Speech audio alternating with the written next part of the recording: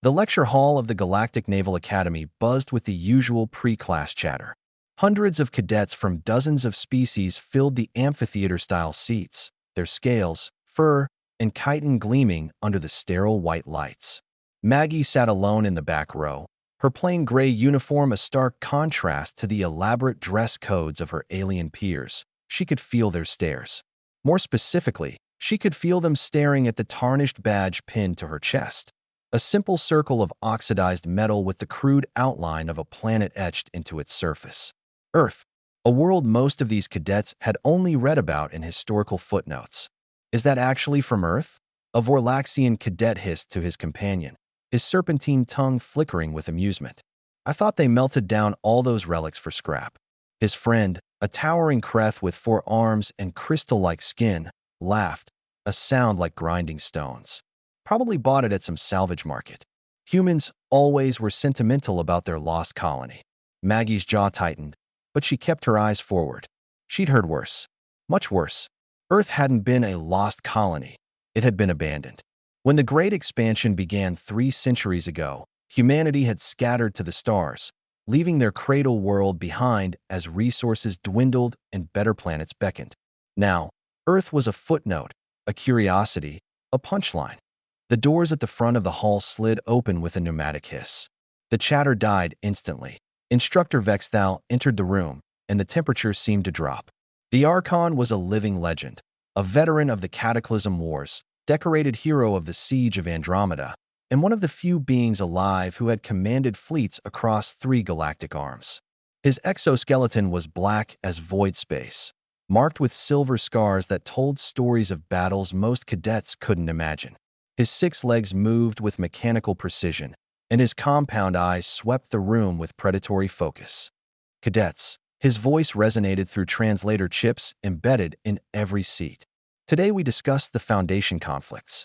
Wars that shaped the current galactic order. Wars that most of you believe you understand. He moved to the holo display, bringing up a star map that showed the galaxy 500 years prior. A chaotic mess of warring factions, collapsed empires, and lawless zones. Before the Concordat. Before the unified fleets. Before any semblance of order. He paused, his mandibles clicking thoughtfully. There was chaos. And in that chaos, one species emerged that would fundamentally change warfare forever. A murmur rippled through the cadets. Everyone assumed he meant the Archons themselves, or perhaps the ancient Velcari Empire. Humans, Vexthal said simply. The murmur became confused laughter. Maggie felt heat rise to her cheeks, but she remained still. Sir, the Vorlaxian cadet spoke up, emboldened by the laughter around him. With respect, humans were barely space-capable during the Foundation era. They were irrelevant. Vexthal's head swiveled toward the speaker with unnerving speed. The laughter died. Irrelevant, the instructor repeated, his voice soft and dangerous. Tell me, Cadet Syrax, what do you know of the Battle of Proxima Gate? Syrax shifted uncomfortably. A minor skirmish during the border wars. Archon forces repelled Velcari invaders. Incorrect. Vexthal's claws clicked against the podium. It was not a skirmish. It was an extinction event. The Velcari sent their Devastator fleet, 300 warships equipped with planet crackers. They intended to collapse the Proxima sector and cut off supply lines to 7 allied systems. Billions would have died. The holo display shifted, showing massive alien warships surrounding a small, desperate defensive line. We had 47 ships. We were outgunned, outmanned, and out of time. Vexthal's voice carried the weight of memory. We prepared to die with honor. The display zoomed in on a single, comparatively tiny vessel. Then she arrived.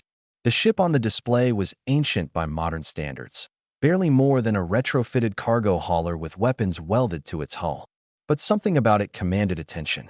The UNCS Defiant, Vexthal continued, commanded by Captain Magdalene Maggie Chun, a human salvager who'd been operating in dead space for 15 years. She'd heard our distress call. Maggie's heart stopped. Every eye in the lecture hall turned toward her.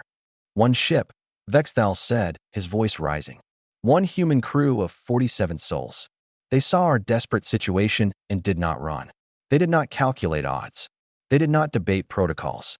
His mandibles spread in what might have been admiration or terror. They did something we thought was insanity. The display showed the Defiant accelerating directly into the Valkyrie fleet.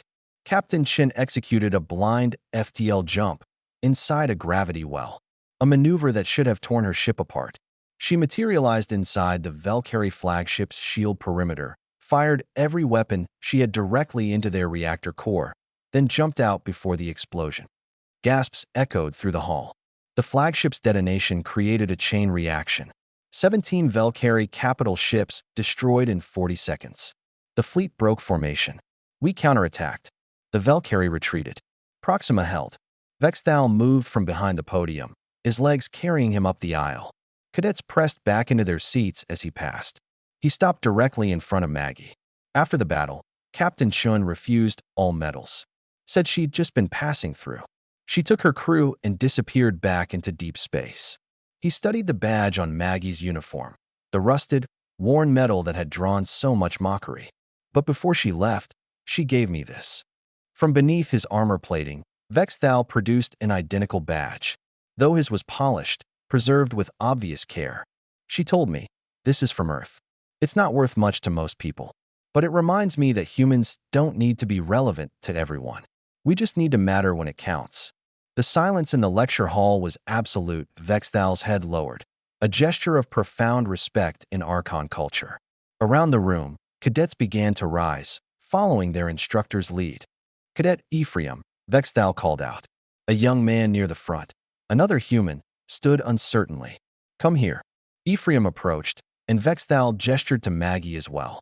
She descended the stairs on shaking legs. "These two carry that same badge," Vexthal announced to the assembly. "Not because Earth is powerful, not because humanity rules systems or commands fleets."